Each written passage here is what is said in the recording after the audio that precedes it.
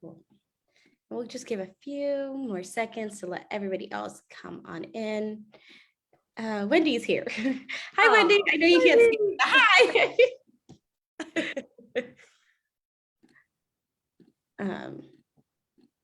And then we'll just keep chit-chatting. So do you think that you will ever leave LA, or is that kind of like that's my home, that's my place, I'm not going anywhere else? You know, we've thought about getting a place in Germany. My husband's German, so we've thought about getting a place there and being part-time there, part-time here, because his whole family's there. So that would probably be the only other place I'd imagine us having a home base. But I don't know. I don't know if I would ever move somewhere else. I love LA, but we do travel a ton. So I feel like sometimes we're really not home that much. So not the last couple of years, but last few years we've been home a whole lot. So, but yeah, I don't know that we'd ever really establish another home base. I don't know. Although I would love to move to London, but now I can't because it's not in the EU anymore. So yeah, I think that's always a fun question everyone asks. After college, what is your plan? Where do you want to go? And I'm just like, I don't know. I don't know where that is. I don't know where it's going to be. It will just be. That's kind of my yes. Are you from Florida originally? Yeah, so I've been here. I'm from more of down South Florida, so the Tampa area, and then I came to Tallahassee for college, and I kind of just stayed now. And so everyone's like, "Okay, you're finishing up. What are we doing?" And I'm just like, "We'll see. Whatever happens, happens." Yeah, those are big questions. When people are like, so "What are you doing with your life now?" Like, I don't know. I don't know. Yeah, there's plenty of time to reroute a million times, so it's good. Okay, I just want to make sure that we are still live.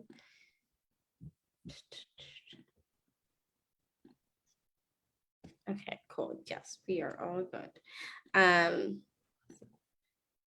If you want, we can go ahead and just get started now, and just people will start flowing in as the conversation keeps progressing.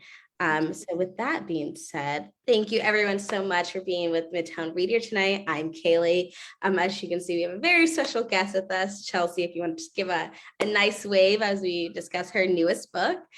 Before I introduce Chelsea further, I just have a few announcements. You can grab a copy of the book from Midtown Reader by visiting our store, placing an order online, or calling us on through the phone. And we will leave time at the end of the conversations for questions. You can put that in the Q8 feature at the bottom of your screen. So a little bit about Chelsea. So Chelsea Austin is a writer, a speaker, and life coach from Malibu, California, raised by two of the most incredible parents, her dads. Chelsea has taken her story of being raised by two gay men and used it as a platform to spread love, tolerance, and advocated for the LGBTQ plus community since she was in high school. In 2010, she was voted one of the top 15 LGBT activists in the Los Angeles area and graduated magna cum laude from Muhlenberg College in 2015 with a degree in theater and dance. Chelsea has created a career out of sharing her experience as the daughter of two gay men and a young woman navigating the world on her blog, The Girl with Five Names, her podcast, Worthiness Warriors, through speaking engagements, her upcoming course, and as she prepares to release her first book surrounding her life, her beliefs, and her wish to bring peace, self-love, and joy to as many individuals as possible. Thank you so much for being with us tonight. I'm so excited. It's going to be a great conversation. I will let you go and read a little excerpt from the book, and then I will come back and we can just do a nice discussion. Sounds great. Thanks, Kaylee. I'm so excited. Thank you for having me. All right, so here we are headed into chapter 4 of Inexplicably Me. Here we go. All right, so this chapter is titled, Wait, but do you have a mom? Quote, why do you have to be the same as the others? Most of them are stupid. Ken Follett, Winter of the World. There is probably no question I've heard more in my 27 years on this planet than, do you have a mom? I've heard it from adults, children, flight attendants, checkers at the supermarket, old ladies on the street, and everyone in between. My answer is always no. I have two dads. As opposed to saying she doesn't have a mom, Dad had always phrased it in a positive way. He never wanted it to be portrayed as a loss or as something negative, and that's how I learned to describe it too. Many people, before hearing my response, assume I am a child of divorce and my parents aren't gay, but rather one is my biological father and one is my stepfather. I have started to say, no, I have two gay dads and I am biologically related to both of them. It may be too much information for some people, and for a small few, it scares them away and they do not know what to say. Fine by me. For others, it sparks a litany of questions: how and why and where and when. These questions were really hard to answer as a little kid. Although my family looked different from other families, I did not even know what the word gay meant until I was about 7. I didn't understand that there was a specific label for having two dads who loved each other. I had not learned yet just how much the world loves to identify everything until I began my education in society, which wanted to put humans in pretty little, clearly marked boxes. We were with Daddy on a business trip in Hawaii when I started playing with a little girl in the ocean while Dad, situated safely on his beach towel, looked on from the shade wearing a thick white layer of SPF 70, which he never completely rubbed into his skin. The little girl asked me where my mom was. I said, I have two dads. And she said, no, you don't. And I said, yes, I do. No, you don't, she repeated. Yes, I do, I insisted. She was finally so aggravated that she marched up to Dad and said, she says she has two dads. He responded, well, she does. After a minute of staring at Dad with a quizzical look on her face, she came back into the surf to play, and then we started arguing again. Only this time, the words we shouted from the water were, yes, he is. No, he isn't. Yes, he is. No, he is not. This argument went on for a good 2.5 minutes until I marched up the beach and said, Dad, she says you're gay. Dad responded, well, I am. I thought about this new concept for a moment and then pivoted back to the water, waved to the girl and said, oh, I am so sorry. He is. This was the first time I had ever heard the word gay. I had never thought to ask my dads what they were because to me, they were just my parents. They didn't need a label for that. Difference is hard to see sometimes until someone else points it out. This little girl, whose name I don't even remember, was my someone else. She pointed directly at my core and said, you are different, and here is why. Here is a box with a neat little label on it for your family. Please do us all a favor and climb in. But boy, howdy, climbing in that box was just the beginning. Everything about my existence was always a question. Don't get me wrong, I appreciate people asking questions and being curious, but as a kid, many of the things I was asked weren't things that were top of mind for me and begged quite a bit of rumination and self-discovery on my part. The only question I have been asked almost as much as whether I have a mom is, do you miss having a mom? Now let me ask you, do you miss something you've never had? Do you miss ice cream if you don't know what it tastes like? Sure, you can want to try it, but can you miss the flavor and the sensations? The answer is, and always has been, and always will be, no. I do not miss having a mom. I never felt like I was missing a parent or missing some kind of feminine energy around me. I never dreamed of having a mom either, if you were wondering. It honestly just did not cross my mind. I have been loved so much in my amazing family that I've sometimes thought I would burst. I have simply not felt that I needed a mom to succeed in life. Maybe what people have meant by this question over the years is, what are you going to do when you get your period? Who does your hair for dance recitals? Who is going to teach you about how to put makeup on? Who do you talk to about your boy problems? How do you deal with problems two guys won't understand? Now, these questions are understandable, and I have a very easy time answering them. As for hair and makeup, Dad got his cosmetology license shortly after graduating from the American Academy of Dramatic Arts, so that solved those problems. At all my dance recitals, Dad not only did my hair and makeup, but the hair and makeup of many other girls and boys whose moms and dads couldn't quite perfect it the way my dad could. He would help sew the costumes, and as the only guy on the PTA, he was also the only PTA member who knew how to knit. The issue about who I could vent to about boys was easy too. To this day, there isn't anything I can't talk to Dad about. I can talk about anything with Daddy too, though he would prefer to gloss over topics like periods and sex and leave that sort of thing to Dad to handle. If push came to shove, Daddy would always want me to come to him no matter what. But I am still his little girl, and it's hard for him to picture me growing up. On the other end of the spectrum, Dad never seemed to feel weird about talking about sex or periods or boys. He was happy I felt comfortable talking to him, and he tried to arm himself with information from his female friends about girl stuff that maybe he did not understand from personal experience. He did everything he could to make me as comfortable as possible and to feel like there was no need to find a mother figure outside our lovely home he had co-created with Daddy. Now, when it came to periods and stuff of that nature, as a teenage girl, I was not so keen on discussing my bodily functions with anyone.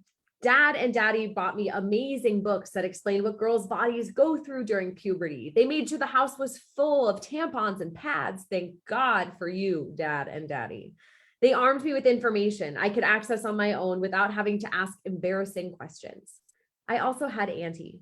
She and I were extremely close. And while she was not a mother figure to me, I adored her as much as a niece could possibly adore her aunt. And I knew I could trust her with anything. If the need ever arose, she would have been the one to help me bury the bodies, no questions asked. Even with her, though, I did not want to talk about my period. I talked a little bit about it to Amparo, my beautiful nanny, who was and still is one of the strongest female influences in my life. She never made me feel strange, and she came to me before I had to go with her with stuff I didn't want to talk about. Not in a forceful way, but in a way that let me know that these things could be discussed casually. It didn't have to be a parade with banners, baton twirlers, and a marching band, which was much more my dad's style. The bottom line is I had plenty of people I could talk to and rely on. I had women lined up to be there for me, and I had Dad and Daddy making sure I never felt uncomfortable. I had so many honorary aunties and uncles, as well as blood-related aunties and uncles. I always had someone to talk to, more than I think the usual teenager does. The people I was surrounded by growing up truly understood that it takes a village to raise a child. So I had two adoring and phenomenal parents and a team of experts lined up for any issue I might come across while going through the sometimes painful process of growing up. The amazing women in my life who have helped me get through so much over the years never tried to be my mom. They never tried to take the place of someone I did not need. I needed a sisterhood as an only child. I needed friends who were older than me to guide the way. But one thing is for sure, I did not need a mom. However, there was something else I was looking for. Around 9 years old, I started developing an obsession with families who looked like my family. One day when we were in Mexico for our annual Thanksgiving vacation, Dad and I were playing in the pool when I saw a family who looked like mine. At the time, there were no TV shows like Glee or Modern Family with two dads. So I had to find examples on my own. And here was this family in the flesh. Two adorable gay guys with their beautiful children having a grand old time. Immediately, I knew I had to meet them. It was like they were calling to me. The only problem was that I felt a little shy and anxious when it came to these things. I hoped they might come to us if they naturally noticed I also had two gay dads. I thought maybe they would see my dads and be like, oh my God, look, other gay people with children. We should be friends. I kept telling my parents to hold hands and kiss each other so that the other family could see they were together, while I yelled Dad and Daddy across the pool at the top of my lungs. Apparently that didn't work because by day 4 of our trip, it still seemed this cool family had not noticed us. After putting up with days of me asking them to be gayer, Dad suggested I go over and just start playing with the little girls. But that seemed out of the question. Did he really think I could just start talking to them? There was no way on God's good earth I was going to do that. I did not know how to just strike up a conversation. It seemed too awkward and weird and hard to do for my 9-year-old self. So I decided it would be much easier if we ran into them accidentally on purpose. I told Dad to grab one of those big blue floaty air mattress things so that I could casually lay on it and bump into them. Dad chuckled, but like he always does, just went ahead and played along. I got myself up onto the big blue floaty air mattress thing, which is a feat in and of itself, and put on my sunglasses at just the right angle. Then I lay back and prepared myself for our meeting. Dad started to push me across the massive kidney bean shaped pool to the other side where the two dads and their little ones were playing, while Daddy, characteristically, lay on a lounge chair tanning and sending emails so that we could afford to take vacations like these. I tried to lay there as nonchalantly as any 9-year-olds would if they were pretending to be sunbathing. It was nothing but painfully awkward. Writing these words now, I cringe with secondhand shame for my younger self. In hindsight, it definitely would have just been better to walk up and start talking to them, but we were in too deep at this point. I was mustering all the cool elementary school vibes possible to maintain the pretense of merely floating across the huge pool toward these two guys who I decided in my head were super amazing. The pressure was just too much to handle. I was too excited and too nervous and too everything. I started to panic as we started to approach, and I noticed them noticing us, which totally ruined the casualness of our charade. I turned to Dad and said, "Abort the plan, abort the plan." And we darted back to the safe side of the pool and out of the sightline of the family I still wanted to be best friends with. Dad thought my reaction was about the funniest thing he had ever witnessed and was laughing so hard, which drew attention to us, which of course made it worse for me. So I leapt off the floaty, reached out to cover his mouth, missed, and dove into the depths of the pool where I guess I thought embarrassment no longer existed. Later on in the vacation, I finally got the balls to just go over with Dad in tow, of course, and start playing with the girls. It was strange because once we were playing together, everything felt really normal. We had 4 parents that all happened to be men, yes, but it felt like playing with any of my other friends. I think I expected it to feel different, that there would be some kind of deep knowing that would occur between us. I also realized I had no interest in playing with these children. I was way more fascinated by their parents. I simply felt the most at home around adults, and I liked finding other adults who were similar to my parents.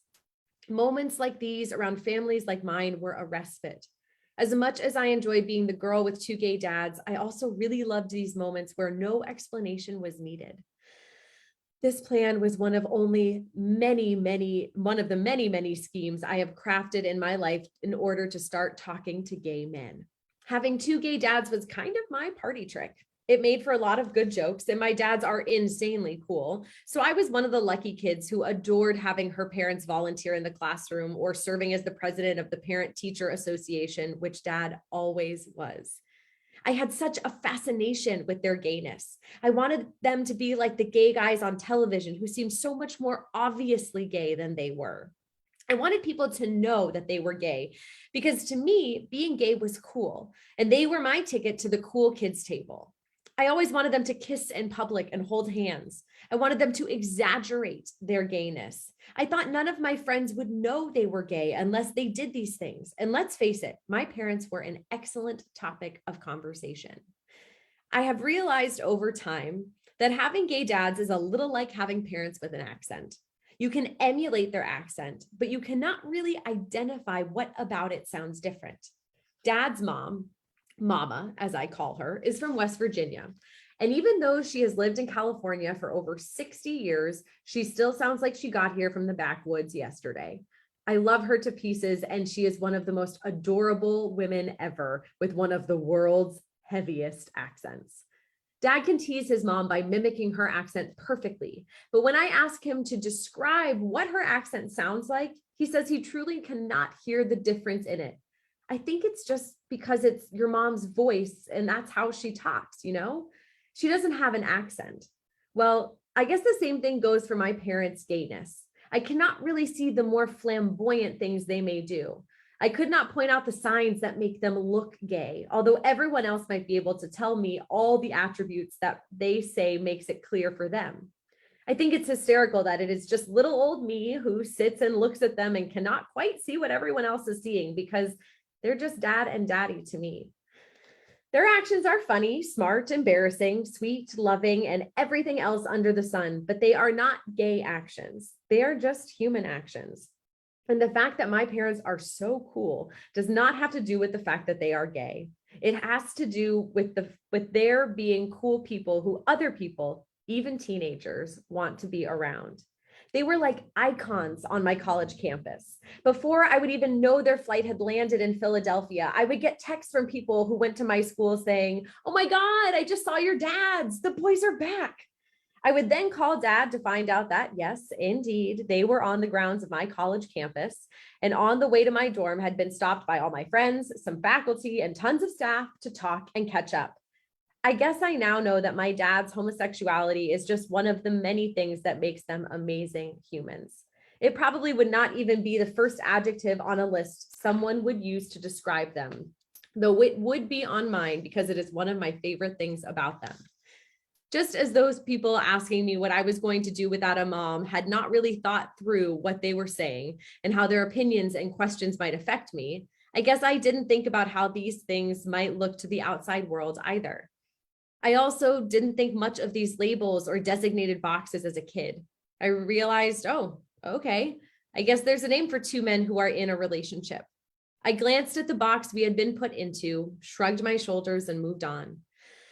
The moving on part of receiving a label is not as easy for me as an adult as it was for little Chelsea. But it's important to find ways to cope with labeling because it seems to be the constant in life, even if it's not always easy to deal with.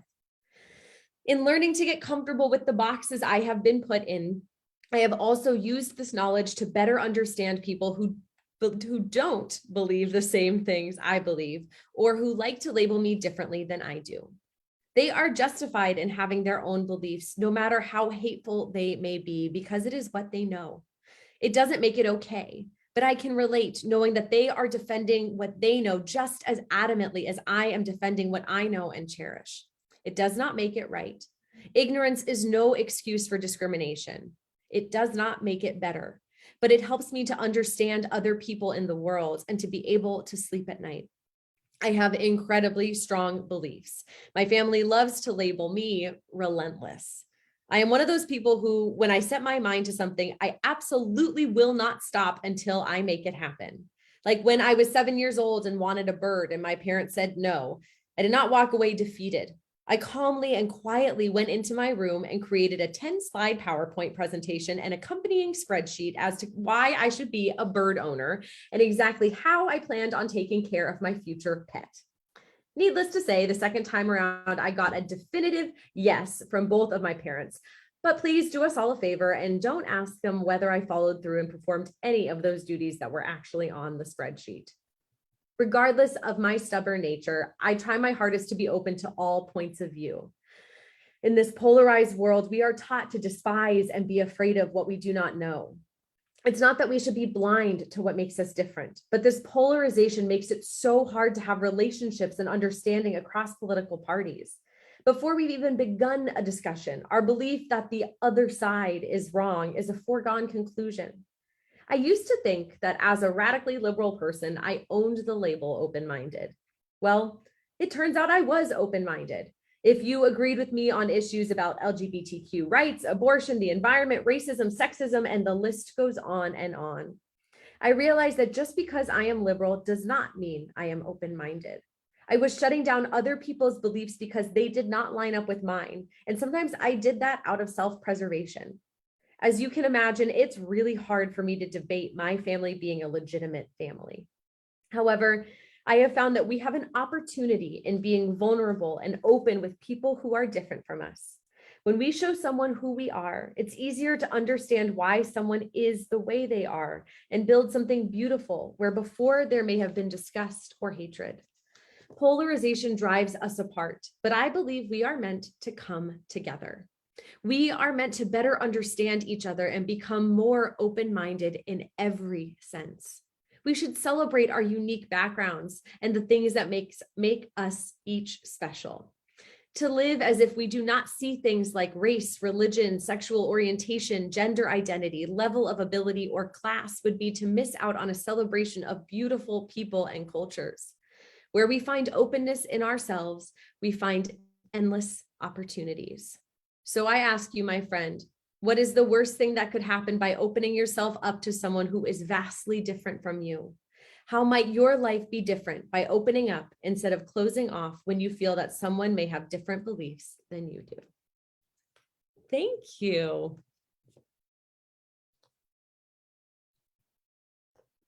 That was so great. I loved it. Thank you so much for taking the time to read to us. Of course, thank you. That was such a fun snippet, Kaylee. I appreciate it.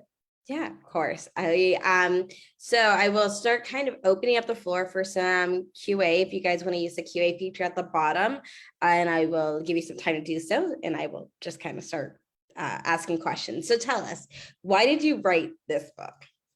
So I had been told over many, many years that I should write a book. My dad wrote a book about having me, and there was always The Family Next Door. It's an amazing book. But there was always discussion that I should kind of write my response or my perspective, because I'm on the older side of children of gay parents, especially ones that are biologically related to both parents. There aren't many of us. So I'd been told so many times to write this book. I really didn't think of myself as a writer. And finally, after our wedding, I was really unhappy in my career in real estate. I needed some way to give back to myself. And my husband said, why don't you write that book everyone's been telling you to write? So it was a very tense time in the world. It was 2018. It still is a tense time in the world, but I felt like maybe there would be a way to share my story and be vulnerable with people I don't even know, so that we can gain more connectedness and spread more love and acceptance through sharing stories. And I thought, well, maybe let me be the one to go first and see how that goes. Yeah. Great. I mean, so when did you start the writing process? So was it 2018? It was. I started in, what is that? Probably September of 2018, September, October of 2018. Yeah. And so when did you finish officially writing the book? Well, right. So it's gone through so many lifetimes, my sweet book, but it's, it feels like my baby, but I wrote probably the first draft in a few months. So it was pretty quick. And then I would say after about 8 months of writing and changing and editing myself amongst me and my family and a couple of friends, I then started looking for editors, because I assumed I was going to self-publish. So I started getting editors. I had a copy editor, proofreader, developmental editor, all look at it.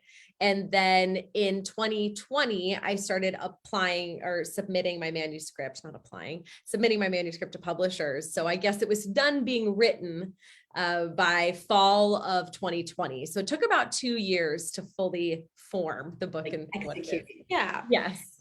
And so what was your writing process like? Were you more of the, I will get up in the morning and write? Were you more of the at home at night writer?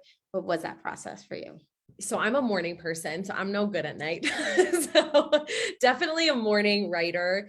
At the time I was working full-time in real estate, and it was kind of my covert creative mission way to give back to myself. So it was oftentimes I'll steal an hour in the morning and write, or in between showings, even I'd pull out my laptop in the car and write. And it was really cathartic. And so it was, I did it whenever I needed it, which turned out to be every day.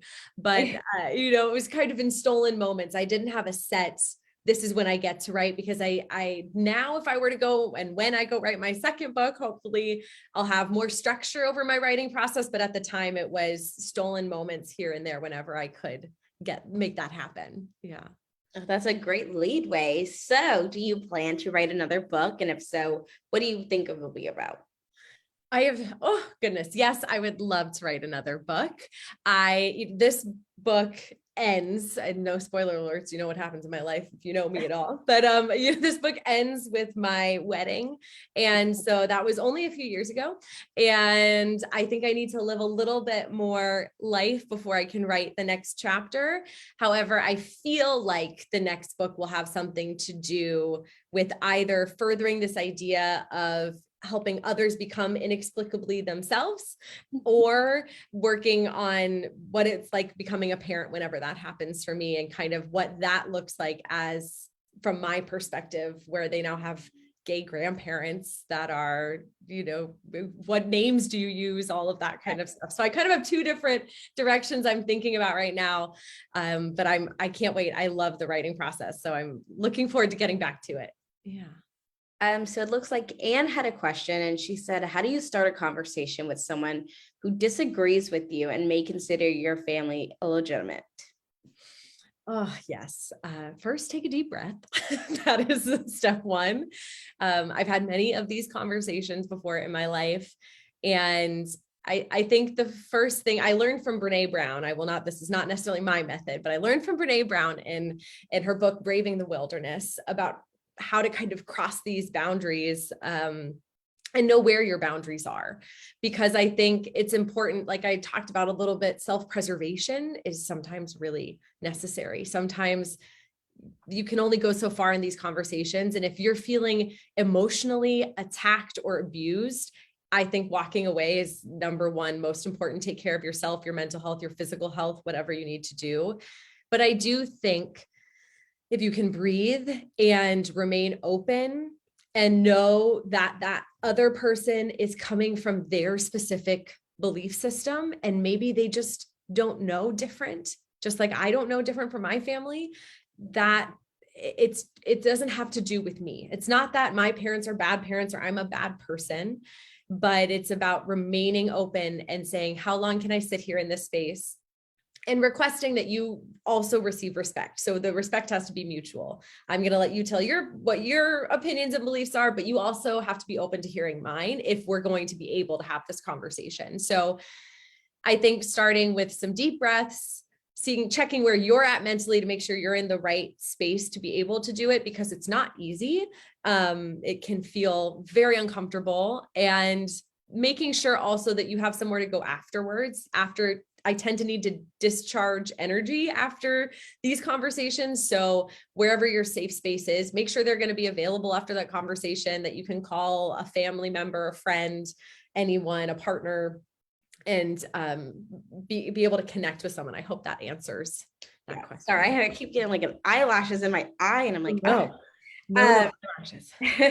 I do have a follow-up question on that then. So how do you deal with potential backlash, whether that be through your book reviews or on social media? Because not every time someone wants to kind of have that conversation.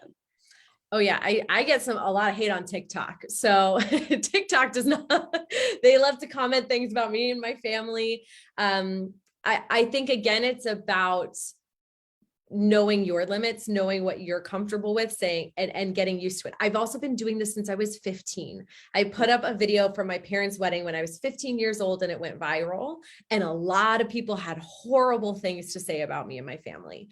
And so I've built up a thick skin over the years, and somehow there's a part of me that believes in the goodness of humanity. So I tap into that, and I will often sit in those conversations and go, there's a human in there. There's a human in there. And I need to be my most human.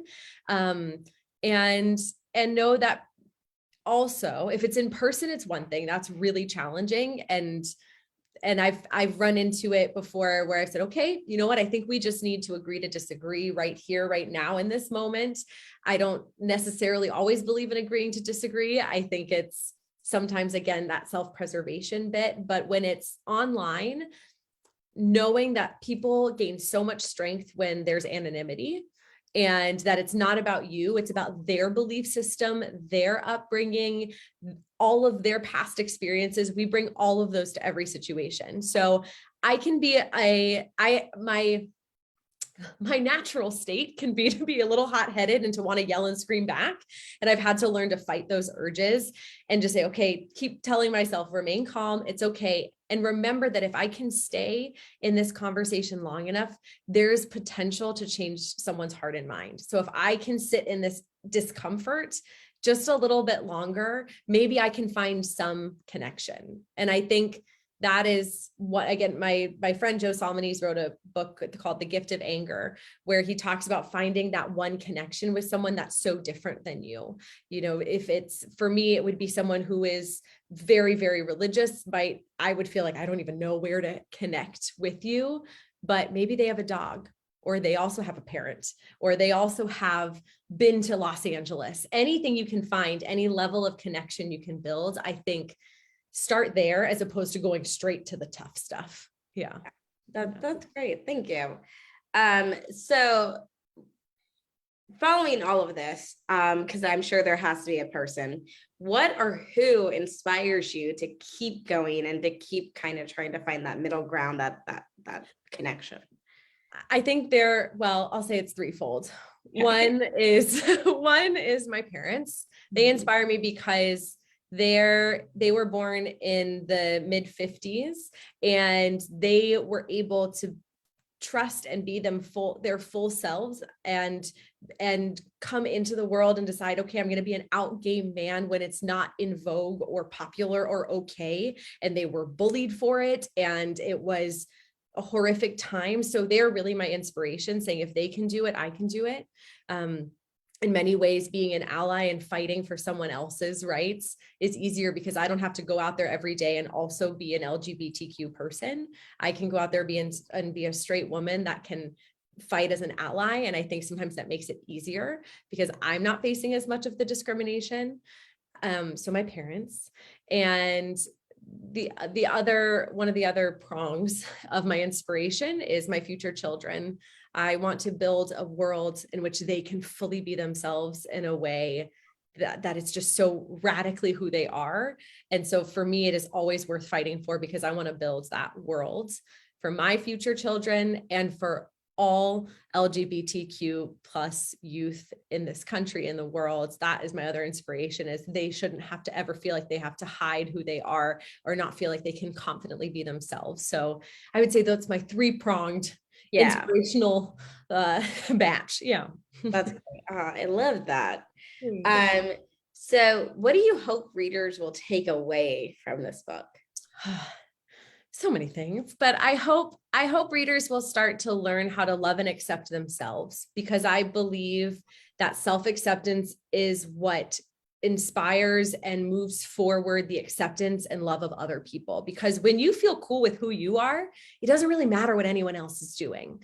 So I believe that if someone could walk away from this book feeling more loved than they did when they started reading it, and more accepting of who they are, then I would feel like I've done my job. And I hope that self-acceptance, that self-love, that knowledge of how valuable and worthy they are, no matter who they are, that could spur them on to then say, okay, if I can love and accept myself, I can be more open and loving and accepting to others.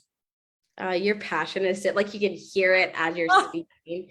And just said your future children. I love that idea. Thank you so much for that. Oh, thank you, Anne. So one of my favorite questions that I like to typically ask when I do these Zoom interviews are it's, if you could sell your book in one sentence, and only one sentence, how would you do so? Oh, this is a great question that I have not prepared for, so bear with me while I think of it.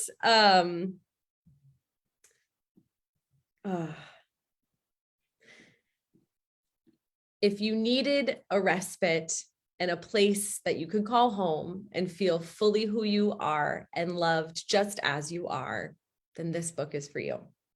That's perfect. That's great. That tells you it's welcoming, it's opening, and it wants everyone to come on in. I love that. Thanks. Just going down my list. So what would you say was the hardest part about you, or about writing this piece? So I would say there were two major challenges in my life that I've gone through. One is my daddy was actually spent my senior year of college in a federal prison camp. So reliving that part of my life and those situations, and feeling very afraid more about that, talking about that and going, oh, people aren't going to understand who he is and how wonderful he is. And being very afraid of not trying to be too biased and be more, as factual as possible. Obviously, I'm an unreliable narrator because it's me, it's my life, and I have opinions about my life, but I tried so hard to be as non-biased as possible around that story, while also showing the character and the person that I know he is. But reliving that was really hard. And my biological mom, who is my auntie, passed away 5 years ago this year. And she passed away in 2017. And by the time I was writing about it in 2018, it was still an open wound. It was still hard to talk about. But I'm looking at a picture of her right now in my office as we talk. I was like, oh, there she is. But it was something that was really hard to relive, those last moments, saying goodbye, all of these things that came up. She had lung cancer and died within 11 months after her diagnosis, and it felt so fast. So I think talking about that, managing it delicately, but not asking anyone for their sympathy or pity or anything like that, just having it as part of my story and why I am the way I am and how I am the way I am. So I think those were the two most challenging parts to write. They were also definitely the most cathartic. They were definitely the parts where I went, oh, now I can let it go. Oh, now I can move forward. And that was a huge relief. Yeah.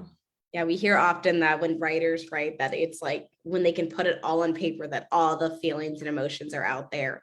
So how did you deal with that, those challenging aspects? Was it, I mean, I'm sure you couldn't just sit down in one sitting and wham it out. What was the process?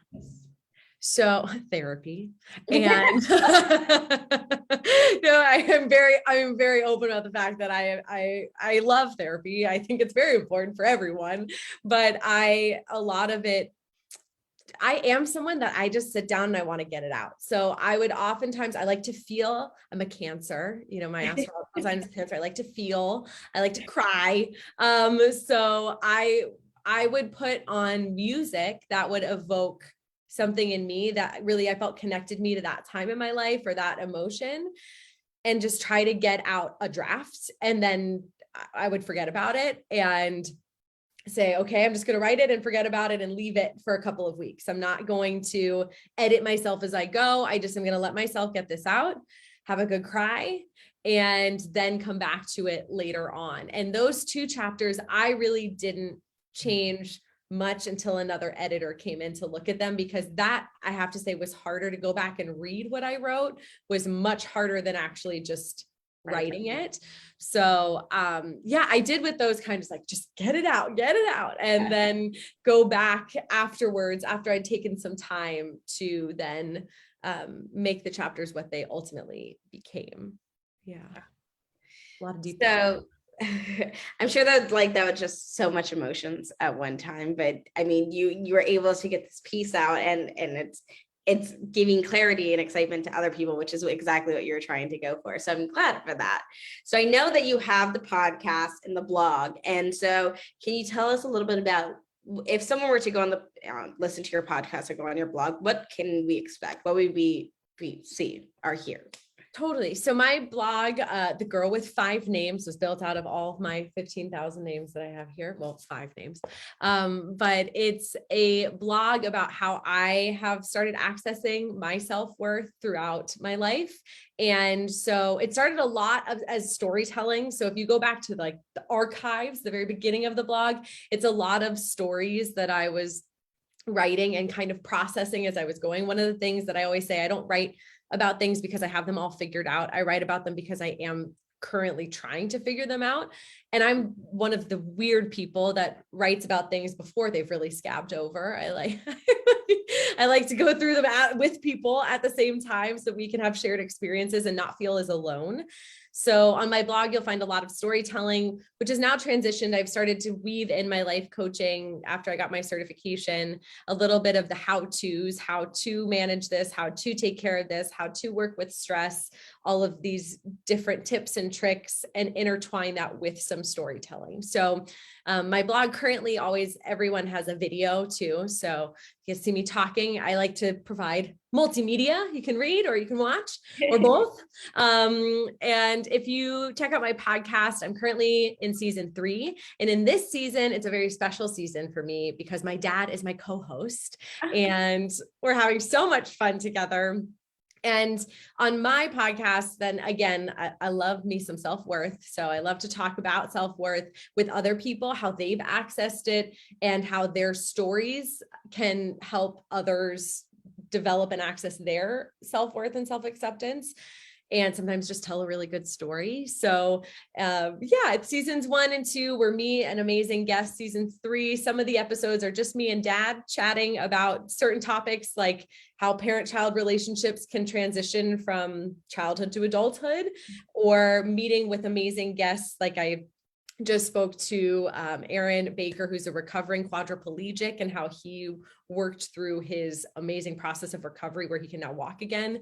And so we have some really awesome guests, but Worthiness Warriors is the podcast. And I have so much fun with that part of my work. Yeah. Well, thank you so much for taking the time and talking with me. I could talk to you forever ever. Just so much to learn and so much to talk about. Do you have any final things you want to say or before we close out and all that fun stuff? No, well, first of all, thank you for having me. This has been so much fun. I could talk to you forever too, Kate. We both have we're curly hair. So yeah, we're just like, great. yeah. But all I would say is my book is my love letter to the world. And I talk about a lot of heavy, deep topics, but I try to handle these things with a touch of humor and a lot of fun. And it all turns out okay, because I'm still here today. So I can't wait for you to read it. I'm so grateful in advance and hear what everybody thinks. Yeah. And where can people find you, find more information about you, your TikTok, Instagram, all that stuff? I am on every social media platform. So you can find them all on my website, chelseaaustin.com. There are 2 A's in the middle of there, but my Instagram handle is at Chelsea Austin MDW. Twitter is Chelsea AMDW. Facebook is the girl with 5 names. And TikTok is also Chelsea Austin MDW. So great. Okay. Be sure to grab a copy of your book from Midtown Reader, of course. And thank you, Chelsea, so much for taking the time to talk with me. I know you still have your afternoon, but now it's dinner time for me. And I'm I'm excited to go eat. Thanks, Caitlin. I appreciate it. Have a great day. Thanks, everybody. You too. Have a good one. Bye.